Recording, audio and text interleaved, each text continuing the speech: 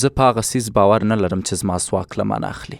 زه یوازې په هغه شیانو باور لرم چې ماته ځواک راکوي. زه نه وایم چې د خفګان حس دروغ ده، ځکه هر انسان په نړۍ کې یو ځل خفګان هرومرو تجربه کوي. پس د خفګان حس ریښتینی دی، خو د تل لپاره خفه اوسېدل او یا ژور خفګان لرل دا بېله خبره ده.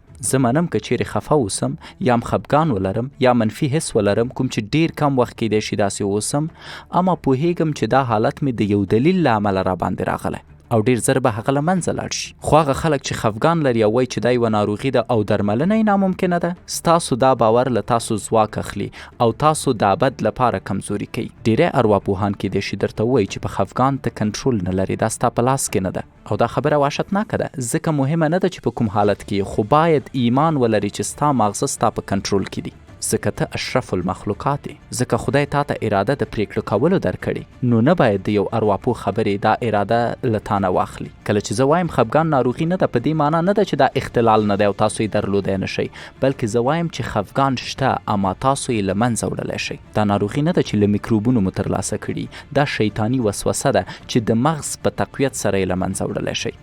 کله مې چې ماته ناروغان راځي او زه ورته وایم چې ته خفګان ورکولی شي، نو راته وایي نه، ماته فلانکي ارواپوه ویل چې ته خفګان لري، ته ژور خفګان لري، ته تشویش لري، ته وسواس لري. لومړی تېروتنه دا ده چې تا منلې چې ته خفګان لري. دوهمه تېروتنه دا ده چې تا منلې ده چې ته یې خپله درملنه نشي کولی. دریمه تېروتنه دا ده چې له حقیقت تښتې. که ته ژور خفګان لري، لامل لري، که ته یې لامل پیدا کړې او له منځه یې یوسې، نو خفګان به ولې له منځه نه ځي. نو ته کولی شي د یوې ورځې لپاره خفه اوسې، کولی شي د یو ساعت لپاره خفه اوسې، خو ته نشي کولی ټول عمر ژور خفګان سره تیر کړي، ټول عمر له خلکو وډار شي، ټول عمر د سر ښکته ونیسي او وتښتې. پس باید پوه شي که چېرته ستا د ارواپوه خبرې ستا ژوند بدلولی شي، په اړه یې فکر وکړه چې ستا خپل مثبت نظر ستا اړوند ستا د حالت په بدلولو کې څومره رول لوبولی شي. هره مثبته یا منفي جمله چې ستا اړوند ستا د خولې راوځي، د بل هر چا له جملې ډیره مهمه او اغیزمنه ده. نو ته نشي کولی هر ځای کې کینې او ووایي چې زه ژور خفګان لرم، زه خوش چانسه نه یم، زه تشویش لرم، زه وسواس لرم. ته دا نشي ویلی. پرېږده ستا ډاکټر دا پرېکړه وکړي او د بدلیدو لپاره ته باید مبارزه وکړي، خو ته په خپله خوله دا خبره خپل ځان ته نشي کارولی. که ته سخت کار وکړي، احساس دی بدلیږي، ته به اوس خفه یې، خو که کلب ته لاړ شي، تمرین وکړي، اندام جوړ کړي، سم ملګري پیدا کړي، لاسته راوړنې ولري، نو پرته له شکه چې حس دې بدلیږي. دا تګلاره له دې بهتره ده چې کینې ووایي زه تکلیف لرم، رواني ستونزه لرم، درمل خورم او زه خفګان لرم. هغوی چې کلب ته ځي تر هغوی چې درمل کاروي زر او چټک ښه کېږي. نو زه چې کله وایم له ژور خفګان بلا مه جوړوئ، د همدې عمله کیدای شي ژور خفګان یوه غټه مسله وي، اروپا کې به خو دلته خلک په خدای ایمان لري، دلته خلک د کورنۍ په ارزښت پوهیږي، دلته خلک خپل دین ته ژمن دي. نو دوی د شیطاني وسوسو نه مه ډاروئ، دوی ته د یوګا کولو نصیحتونه مه کوئ، دوی ته د کمیشن نه ډکې د درملو خلطې مه ډکوئ، بلکې دوی ته ریښتینې او حقیقي لارې وښایئ.